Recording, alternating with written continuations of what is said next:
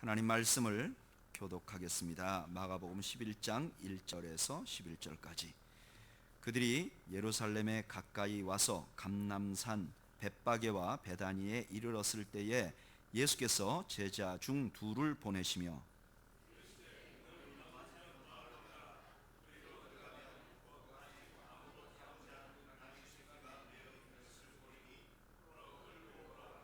만일 누가 너희에게 왜 이렇게 하느냐 묻거든 주가 쓰시겠다 하라. 그리하면 즉시 이리로 보내리라 하시니,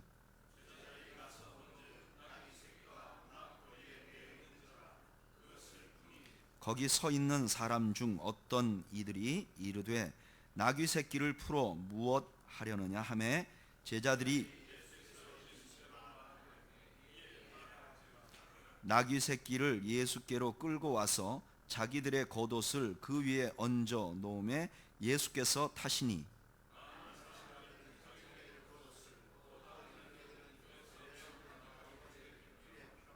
앞에서 가고 뒤에서 따르는 자들이 소리 지르되 호산나 찬송하리로다 주의 이름으로 오시는 이여.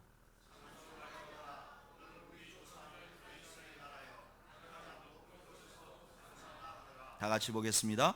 예수께서 예루살렘에 이르러 성전에 들어가사 모든 것을 둘러보시고 때가 이미 저물매 12 제자를 데리시고 베다니에 나가시니라. 아멘. 기도하겠습니다. 하나님 우리 아버지 은혜 감사합니다. 오늘도 이렇게 좋은 날씨에 하나님 섬길 수 있도록, 하나님 예배할 수 있도록 은혜를 주시니 감사합니다. 하나님 우리 예배를 받아 주시옵소서. 우리가 일주일 동안 살면서 깨어지고 상한 심령을 가지고 왔습니다. 하나님 우리의 부족한 마음과 정성을 주께서 받아 흠양하여 주시옵소서. 하나님 우리가 예수 그리스도의 보혈을 의지하고 나왔사오니 주여 저희들을 용납하시고 주의 은혜를 다시 한번 체험하는 복된 시간 되게 하여 주시옵소서. 우리의 기도를 들어주시옵소서. 우리의 찬양을 받아 주시옵소서. 우리가 드리는 헌물을 통해서 하나님 홀로 영광을 받아 주시고 헌물을 드린 손길들 위에 하나님께서 한없는 은혜를 부어 주옵소서. 하나님 이제 저희가 주의 말씀을 듣고자 합니다. 친히 말씀으로 찾아오신 주님 저희들에게 말씀하여 주시옵소서. 예수님의 이름으로 기도하옵나이다. 아멘.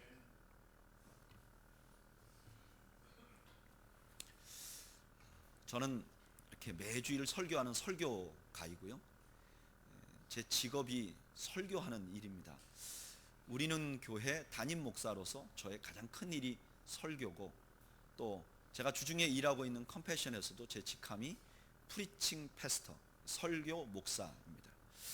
지금은 설교를 굉장히 많이 하고 또 자주 해야만 하는 그런 직무를 맡고 있는데, 제가 처음 설교를 할 때는 굉장히 이 설교가 부담이 되고 짐이 됐어요.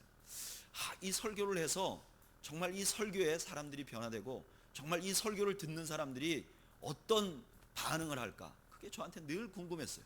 설교를 막 하는데 성도들의 얼굴이 지금 여러분들 얼굴같이 이렇게 굳어 있으면 설교 끝나고 나서 아이고 내가 설교를 잘못했구나 막 그런 생각을 했어요.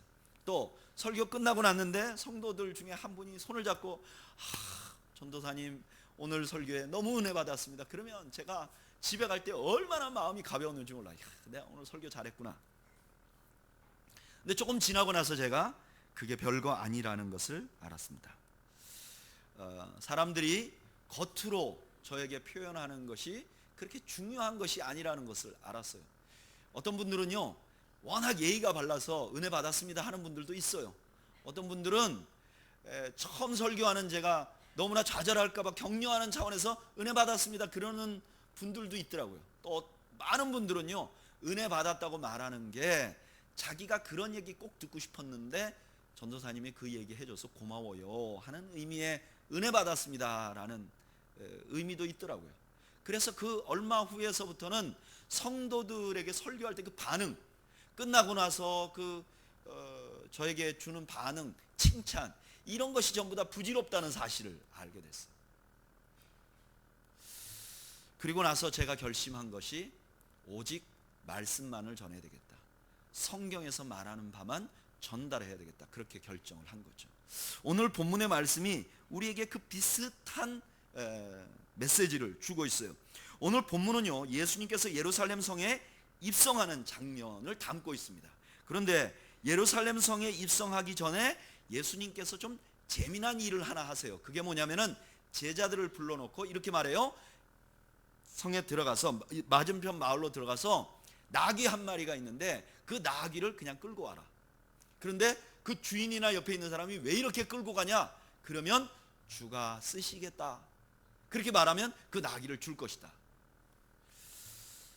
저는요, 이 말씀 되게 싫어하는 말씀이었어요. 왜 싫어하냐면은 이 말씀을 가지고 너무나 좋지 않게 이용하는 분들이 많았기 때문에 그래요. 항상 이 말씀을 언제 쓰냐? 헌금 거둘 때, 건축헌금 작정하고 이럴 때 제목이 뭐예요? 주가 쓰시겠다 하라, 제목이. 그래서 설교 내용이 뭐냐면은 주님께서 쓰시겠다 하면 어때요? 말하지 말고 내놔라. 네? 주님께서 쓰시겠다 하면 토달지 말고 내놔라. 그게 하나님이 기뻐하는 거다.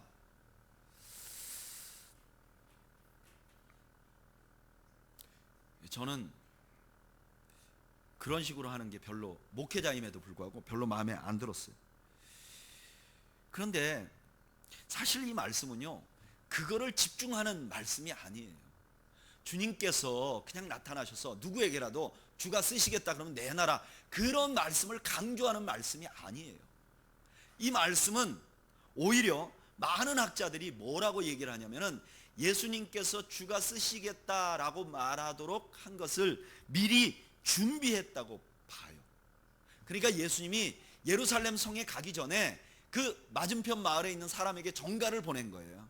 그래서 내가 나귀가 하나 필요합니다. 그러니까 내 제자를 보낼 테니까 나귀를 주십시오.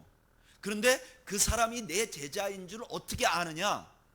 주가 쓰시겠다 하면 그게 내 제자라는 뜻입니다. 그러니까 나에게 내주십시오. 미리 아는 사람에게 예수님께서 미리 이렇게 하셨다고 보는 것이 많은 학자들의 공통적인 의견이에요. 이것은 예수님께서 강압적으로 영적 권위로 내놔라 하는 것을 말하는 게 아니라 예수님이 무언가 제자들에게 무언가를 주시려고 의도적으로 만들어낸 일이라는 것이 많은 학자들이 동의하는 거예요. 그리고 저도 거기에 동의합니다.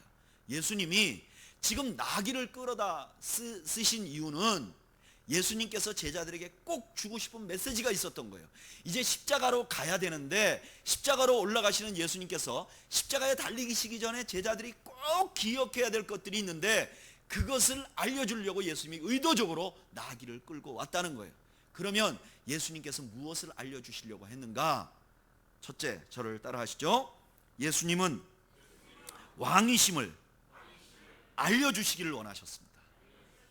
예수님이 지금 나귀를 끌어오는 이유는 예수님이 왕이시라는 사실을 알려주려고 하시는 거예요. 오늘 본문에 보면 예수님이 그 전에 안 하시던 행동 두 가지를 합니다. 첫째는 뭐냐면은 예수님께서는 항상 자신을 숨기셨어요. 그런데 오늘 본문에 보면 예수님이 자신을 숨기지 않습니다. 예수님에 대해서 사람들이 막 고백하면요, 예수님이 그렇게 말하지 말라 그러는데 오늘 본문에서는 예수님이 자신을 숨기지 않아요. 두 번째로 예수님이 오늘 본문에 보면요, 무언가를 처음 타세요. 예수님이 전도 여행을 3년 동안 돌아다니셨는데 무언가를 탔다는 기록이 여기밖에 없어요. 처음으로 타신 거예요. 그러니까 이게 굉장히 의미가 있는 일이라고요. 그런데 예수님이 나귀를 타시고 나귀를 타신 그 이유가 무엇인가? 나귀는 어떤 의미가 있는가? 창세기 49장 11절 말씀을 한번 읽어볼까요? 창세기 49장 11절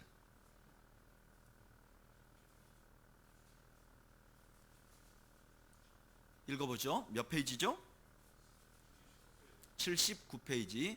창세기 49장 11절 읽어보겠습니다. 시작.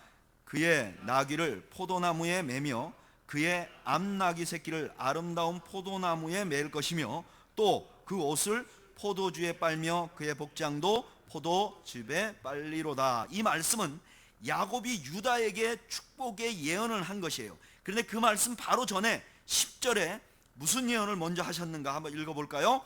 49장 10절 읽어보죠. 시작.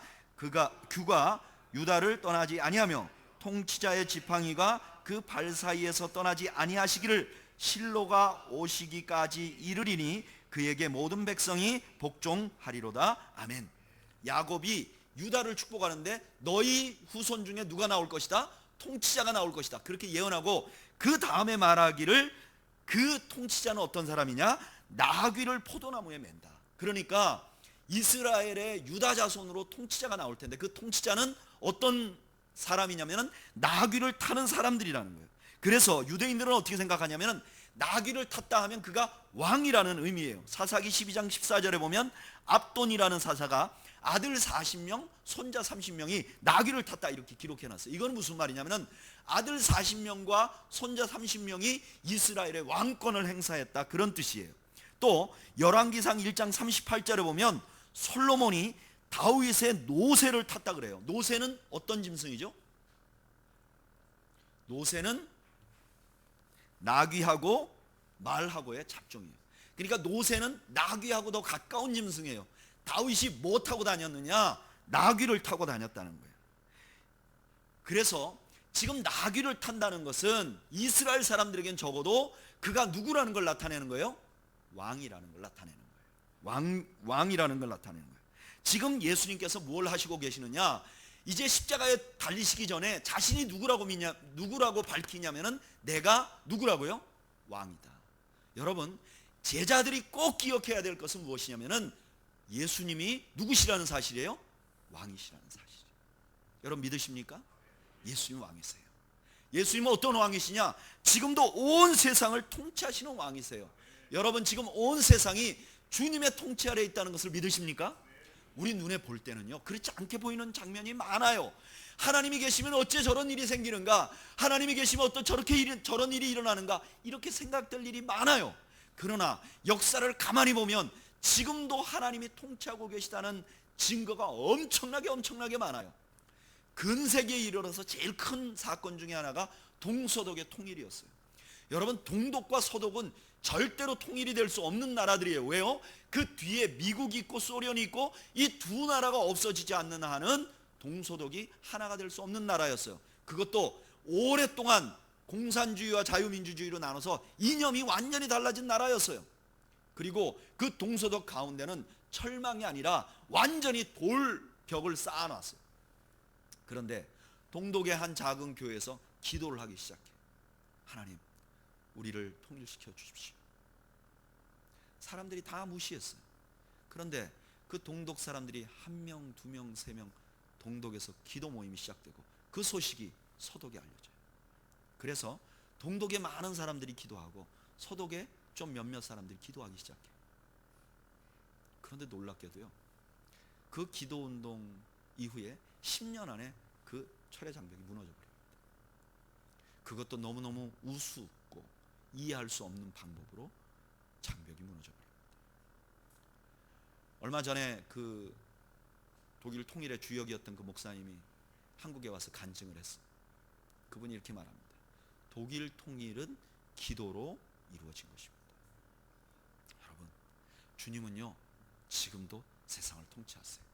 주님은 세상의 왕이세요. 뿐만 아니라 우리들에게도 왕입니다. 제자라는 어떤 사람이냐? 하나님을 우리의 왕으로 섬기는, 예수님을 우리의 왕으로 섬기는 거예요. 저를 따라 하시죠. 예수님은 나의 왕이십니다. 여러분, 예수님을 우리의 왕이라고 말하는 것은 어떤 의미가 있을까요? 저는요 목회를 하다 보니까 그게 어떤 의미인지 조금 알 것 같아요. 제가 담임 목사로 사역을 한 3년 정도 했습니다. 두 군데 교회에서 담임 목사를 했고 지금도 담임 목회를 하고 있어요. 그래서 제가 어느 교회 목회를 할 때 제가 담임 목사일 경우에 교인들이 다 뭘로 인정하죠? 저를 담임 목사로 인정합니다. 다 목사라고 말합니다. 그러나 그 교회 안에는 두 부류가 있어요. 저를 좋아하는 사람, 저를 싫어하는 사람. 여전히 그 사람들에게 저는 담임 목사예요. 그러나 어떤 사람은 저를 좋아하고 어떤 사람은 저를 좋아하지 않습니다. 저는요 요 두 가지만 있는 줄 알았어요. 근데 좋아하는 사람도 둘로 나눠요. 어떻게 나눠지느냐? 저를 좋아하기는 한데 저를 보면 너무나 불안한 거예요.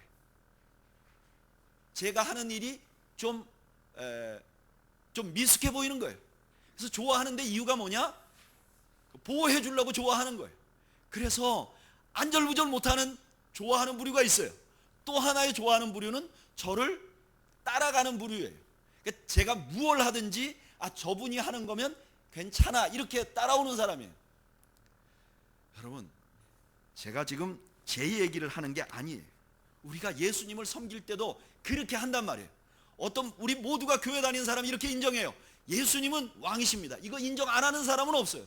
그런데 그 중에는 예수님을 좋아하면서 인정하는 사람도 있고 어떤 사람은 겁을 내면서 인정하는 사람들이 있어요.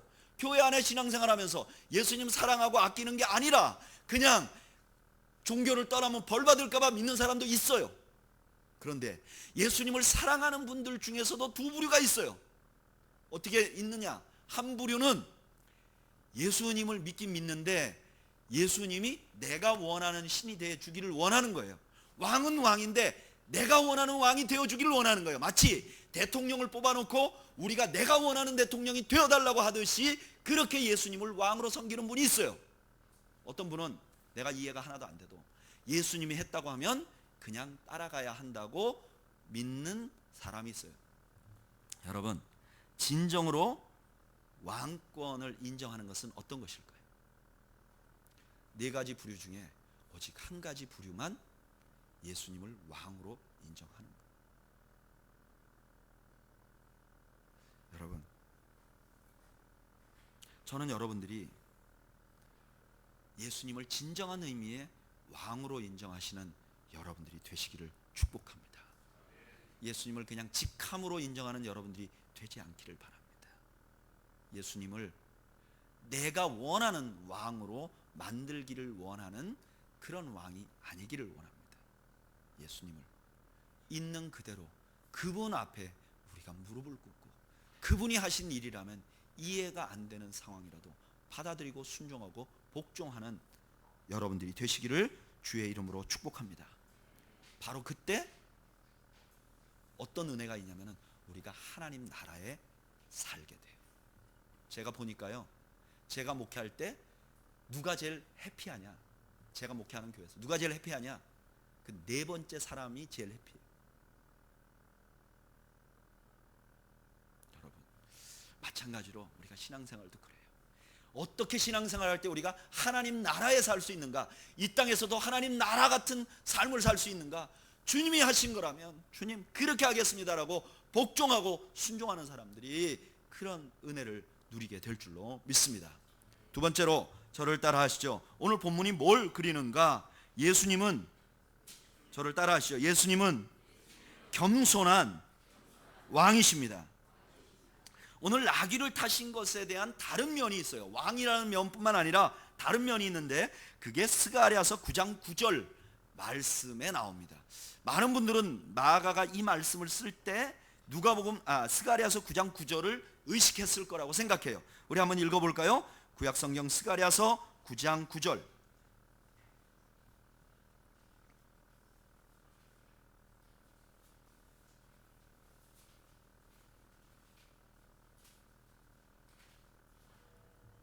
스가랴서 9장 9절 1320페이지.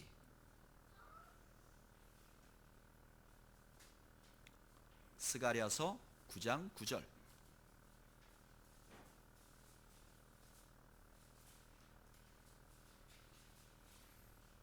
읽어보죠. 찾으셨습니까? 네, 읽어보겠습니다. 시작. 시온에 따라 크게 기뻐할지어다. 예루살렘에 따라 즐거이 부를지어다. 보라, 내 왕이 내게 임하시나니 그는 공의로우시며 구원을 베푸시며 겸손하여 나귀를 타시며 나귀의 작은 것 곧 나귀 새끼니라. 아멘. 여기 스가랴서 9장 9절은 메시아에 대한 예언이에요. 메시아가 오는데 그분이 어떻게 될 것이냐? 나귀를 타실 거라는 거예요. 그 이유는 그 나귀 타심으로 인해서 그 왕이 어떤 왕이라는 걸 드러낸다는 거예요. 겸손한 왕이라는 걸 드러낸다는 거예요. 여러분, 이 말씀은 마가복음 8장 22절부터 오늘 10장 끝절까지 예수님이 계속 강조하는 바와 일맥상통해요. 예수님이 제자들에게 계속 강조한 바가 뭐예요? 예수님 자신이 이제 십자가에 죽으실 것이다. 그런데 너희들 제자들은 나와 같이 어떻게 하라? 예수님을 섬기라. 나와 같이 섬기는 사람으로 서라 하는 것이 예수님께서 계속해서 가르쳐준 바란 말이에요. 지금 예수님께서 그거를 모두 통합해서 말씀하는 거예요. 뭐라고 말하는가? 나는 어떤 왕이라고요? 겸손한 왕이다. 그 겸손을 십자가의 달림으로 내가 보여주겠다 하는 것을 드러내는 것이죠. 그리고 나귀를 타는 것은 그 당시에 또 다른 의미가 있어요. 뭐가 있느냐? 예수님 당시에 왕이요, 성으로 들어갈 때 두 가지 동물을 탈 수 있어요. 첫째는 전투말을 타고 들어가요. 전투말을 타고 들어갈 때는 보통 어떠냐면은 이 성이 아직 나한테 완전히 복종한 성이 아니에요. 그래서 군사적으로 위협을 하는 거예요. 자기 군사들 쫙 데리고 자기가 전투말을 타고 거기를 입성하면 그 성 사람들이 주눅이 들어요. 그래서 그 들어오는 왕을 왕으로 인정할 수밖에 없도록, 그래서 그 성이 평화를 이루는 거예요. 억눌러 가지고 평화를 이루는 거예요. 근데 나귀를 타고 들어가는 왕은 어떤 왕이냐? 또 하나의 방법은 나귀를 타는 것인데, 나귀를 타고 들어가는 왕은 원래 그 성의 왕이에요. 그 성민들이 다 누구라고 인정하냐면 저 왕은 우리의 왕이라고 인정해요. 그런데 이 왕이 그 성에 들어가는 거예요. 그때는 말을 타고 들어가는 게 아니라 나귀를 타고 들어가요. 그러면 그 성 사람들은 어떠냐? 그 나귀를 타고 오는 왕을 기뻐하며 맞는 거예요. 왜요? 우리 왕이니까. 그래서 그 성 안에 뭐가 생기냐면 평화가 생기는 거예요. 그러니까 오늘 예수님이 나귀를 타고 성 안으로 들어간다는 것은 어떤 의미냐? 스스로가 겸손으로 그 성에 평화를 만들어 주시는 분이시라는 것을 드러내는 거예요. 예수님은 왕은 왕이신데 어떤 왕이시냐? 겸손하게 섬김을 통해서 평화를 주시는 그런 분이시라는 거예요. 사도 바울은 이것을 뭐라고 표현했는가? 골로새서 1장 20절 한번 읽어보죠.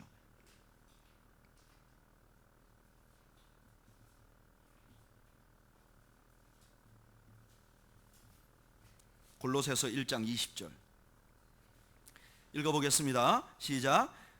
그의 십자가의 피로 화평을 이루사 만물 곧 땅에 있는 것들이나 하늘에 있는 것들이 그로 말미암아 자기와 화목하게 되기를 기뻐하심이라. 아멘. 예수님께서 십자가의 피로 뭘 만드셨다고요? 화평을 만드셨어요. 예수님의 목적은 뭐냐면 화평을 만드시는 거예요. 지금 예수님이 예루살렘에 들어가면서 나귀를 타신 것은 내가 십자가의 달림으로 너희들 모두를 화평하게 하겠다는 예수님의 메시지가 담겨 있는 거예요. 뿐만 아니라 제자들에게, 그 예수님을 보는 제자들에게 너희들도 나와 같이 그렇게 해달라는 당부가 담겨 있는 거죠. 예수님의 제자들은 어떤 사람들이냐? 예수님의 제자들은요, 가는 곳마다 평화를 만드는 사람들이에요. 예수님의 제자들은 분쟁을 만드는 사람들이 아니에요. 히브리서 12장 14절 한번 읽어볼까요? 히브리서 12장 14절.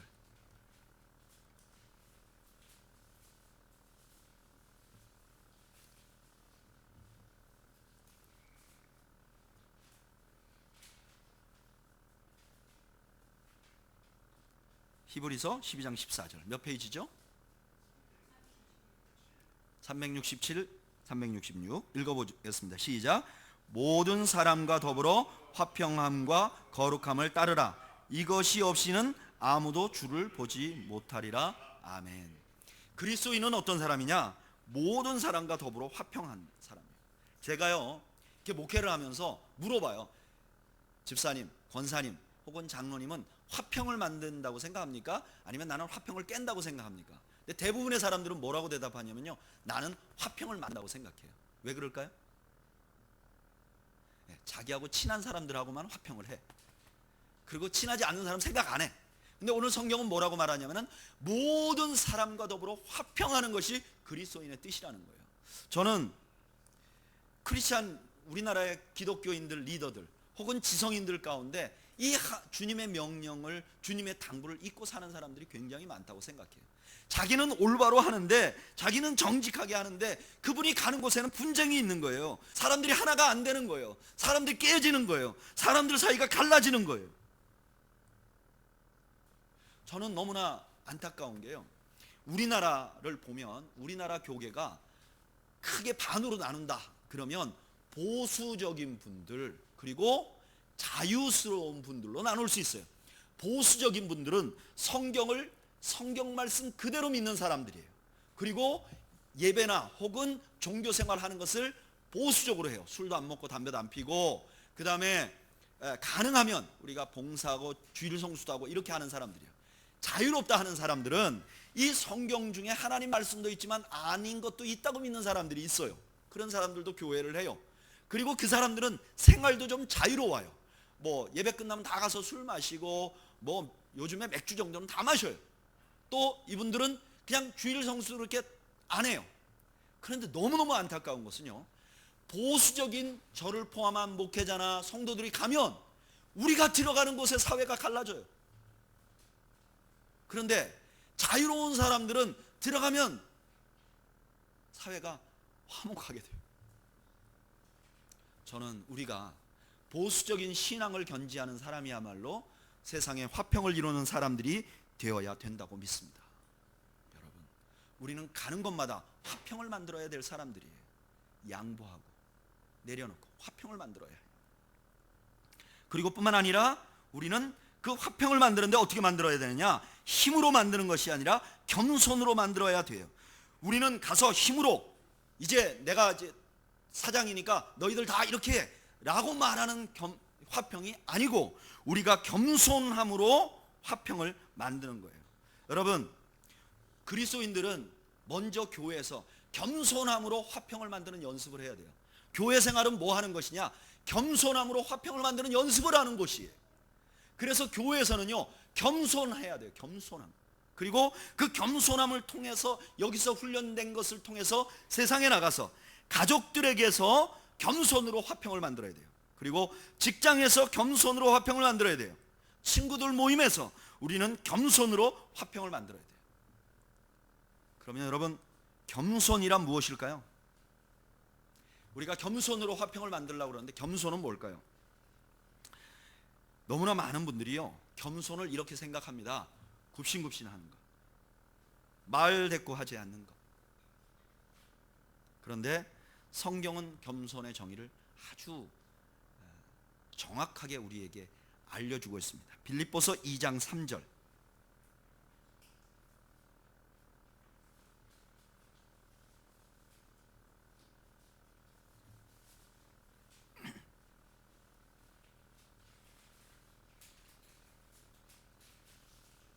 빌립보서 2장 3절.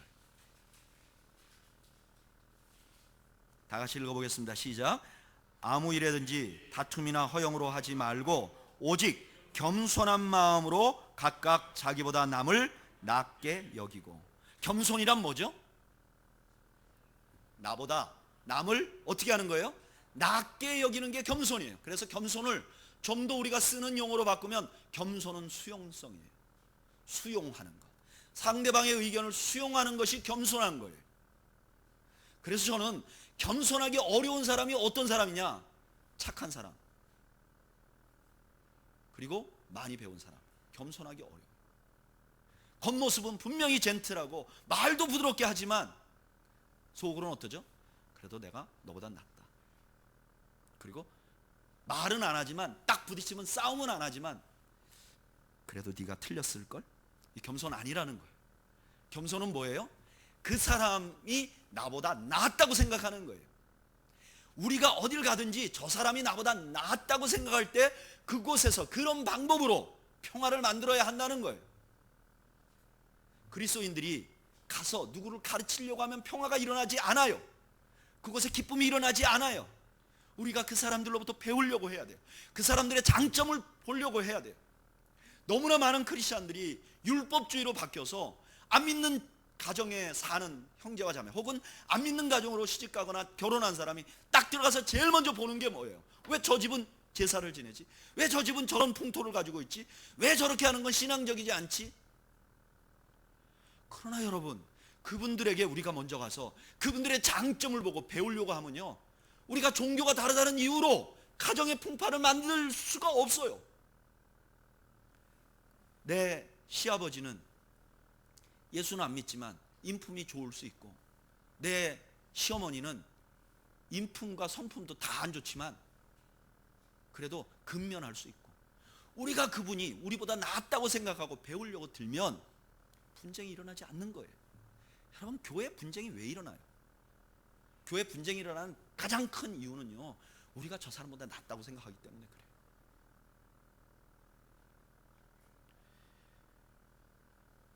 제가 목회해 보니까요, 어떤 교회 3분의 2는 적어도 자기는 목사보다 똑똑하다고 생각해요.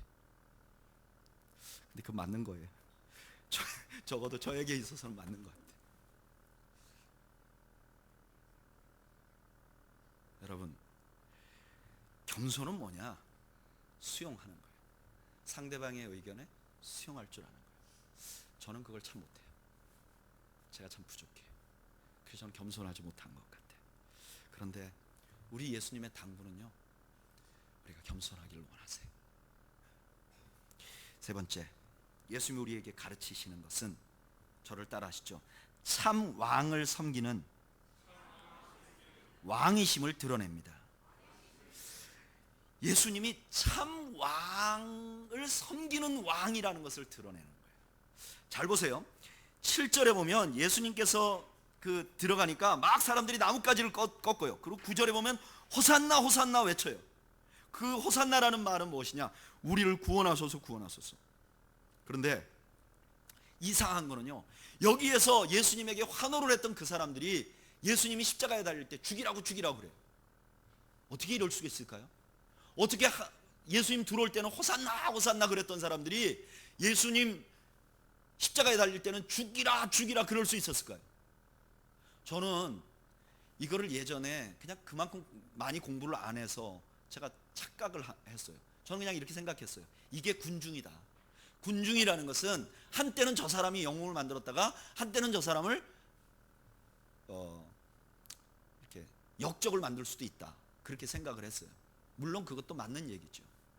그런데 이 장면을 보면요, 그렇게 해결하기 조금 애매한 게 있어요. 왜냐? 유대인들은요, 굉장히 종교적인 사람들이에요. 이분들은 수백 년 동안 메시아를 기다렸던 사람들이에요.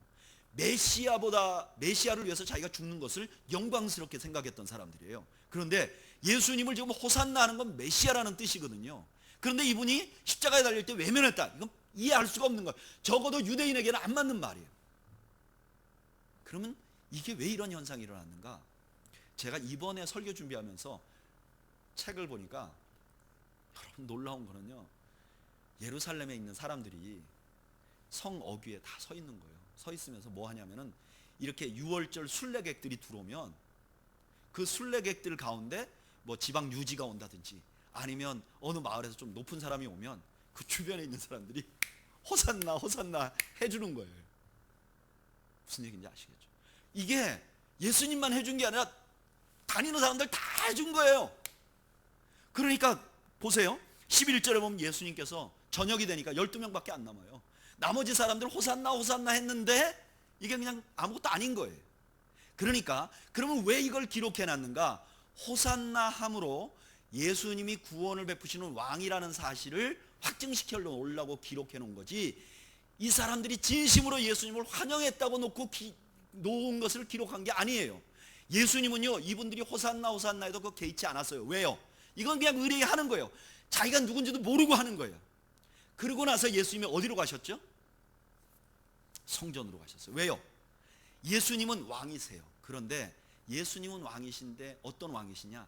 참 왕이신 하나님께 순종하려고 하는, 하나님을 의식하는 왕이세요. 이 왕의 대표적인 모델이 누구죠? 다윗이죠. 다윗은 자기가 왕이었음에도 불구하고 시편 145편 1절에 보면 뭐라 그러죠? 왕이신 나의 하나님이, 이렇게 말한다고요. 다윗은 늘 자기가 왕이라는 걸 인식했지만, 그러나 그 왕은 참다운 왕을 늘 기억하면서 있었던 왕이었어요.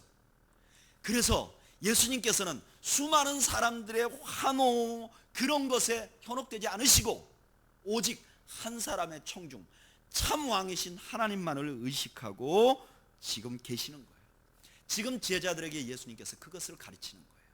너희들이 지금 나를 따라오다 보면 사람들의 열광을 받을 수도 있을 것이다. 그러나 사람들의 열광에 절대로 현혹되지 말라. 여러분, 이것은 오늘 사는 크리스찬들에게도 너무너무 중요한 주님의 메시지예요. 여러분, 너무나 많은 예수님의 제자들이 사람들의 환호에 관심을 쏟습니다. 저는 이게 극명하게 나타나는 것이 교회에서 직분자를 뽑을 때 선거하는 거라고 생각합니다. 선거가 아무리 아니라 해도 인기 투표인 성향을 벗어날 수 없고, 그 공동체에서 인기가 있다든지 아니면 세상적인 직업이 좋다든지 혹은 많은 사람들에게 호의를 베풀어서 호감을 사서 그 사람들에게 표를 얻어 교회의 리더가 되는 거예요. 그러다 보니까 이분들이 리더가 되면 세상의 국회의원이나 장관들처럼, 국회의원들처럼 자기가 권력이라고 생각하고 권력으로 누리게 되는 거예요. 저는요, 교회의 직분자는 절대로 인기 투표로 세워서 서는 안 된다고 믿습니다. 절대로 안 됩니다. 절대로. 왜냐? 하나님이 원하시는 것이 그것이 아니었어요. 그래서 이번에 제가 기도하고 결정하겠습니다 이렇게 말했어요. 제가 얼마나 후회했는지 몰라요. 괜히 그랬다. 제가 우리는 교회 개척하고 어제 제일 힘들었어요. 제가 그 목회할 때요, 위산 역류가 있어서 밤에 늘 이렇게 많이 깼어요. 깨서 막 속이 이렇게, 위산 역류 일어나면 어떤지 아시잖아요. 그 하악번이라 그래서 여기가 막 뜨거워서 잠을 못 자잖아요. 제가 지난 10개월 동안 한 번도 그런 적이 없었는데 어제 밤에 위산이 역류돼 가지고 제가 지난 거의 4주 동안 한 사람 한 사람을 놓고 계속 기도했어요. 이게 하나님 앞에 정직한가?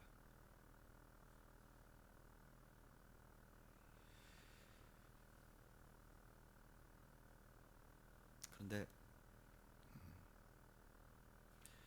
제가 내린 결론은 내가 좀 힘들더라도 이 교회의 직분만은 인기 투표가 돼서는 안 되겠다.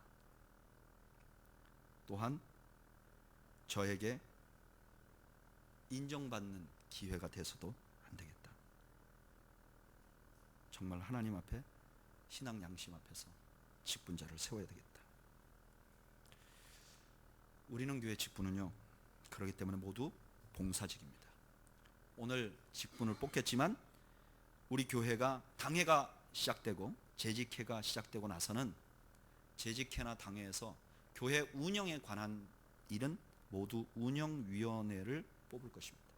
그리고 그 운영위원회 안에는 장로님도 권사님도 집사님 아닌 분도 들어갈 수 있습니다. 그래서 그분들이 교회를 운영하도록 하려고 합니다. 왜냐하면 우리는 누구도 사람들의 환호에 마음이 뺏겨서는 안 되기 때문에 그래요. 여러분들은 사람들의 환호에, 사람들의 표정에 마음을 빼앗기지 않는 여러분들이 되시기를 주님의 이름으로 축복합니다. 이건 다 거예요. 이거는요, 불신자들도 다 알아요. 얼마 전에 유재석이라는 연예인에 대한 글을 봤어요. 이분이 최고의 인기를 갖고 있는데 지금도 겸손하대요. 그래서 왜 그렇게 겸손한가 그랬더니 자기는 오랜 무명 세월을 지났기 때문에 자기가 가지고 있는 이 인기가 금방 없어질 거라는 걸 안다는 거예요. 그래서 자기는 언제 없어질지 모르는 인기에 영합하지 않고 자기는 겸손하게 자기를 컨트롤한다 그래요. 참 무서운 사람이다. 믿는 우리보다 낫구나.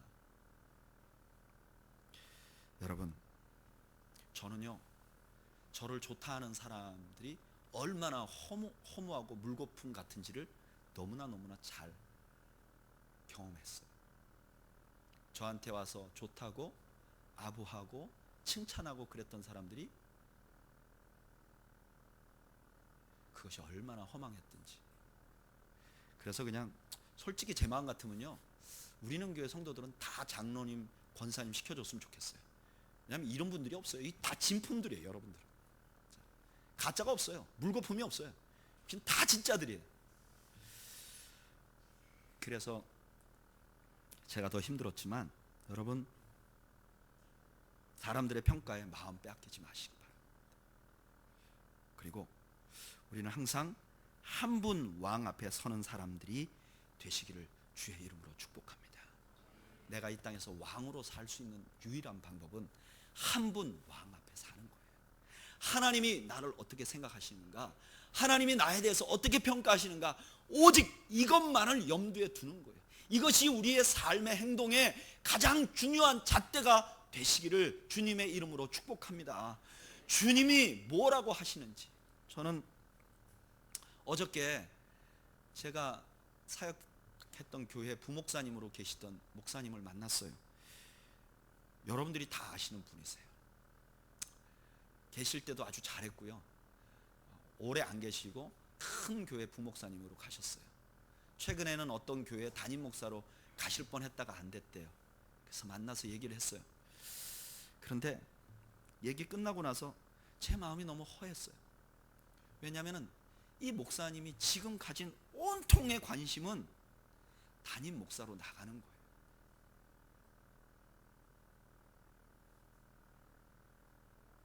안 물어보는 거예요. 주님, 내가 어떻게 살까요? 물어보지 않는 거예요. 어떤 면에서 그것이 저의 과거의 모습이기도 했고, 또는 지금의 모습일 수도 있다는 생각이 들어요. 여러분, 목사면 내가 이제 몇 살이니까 담임 목회 나가야지, 그리고 그것을 위해서 애쓰고 애쓰는 게 아니라 오늘 눈을 뜨면 주님이 나에게 뭘 원하는지에 대해서 관심을 가져야죠.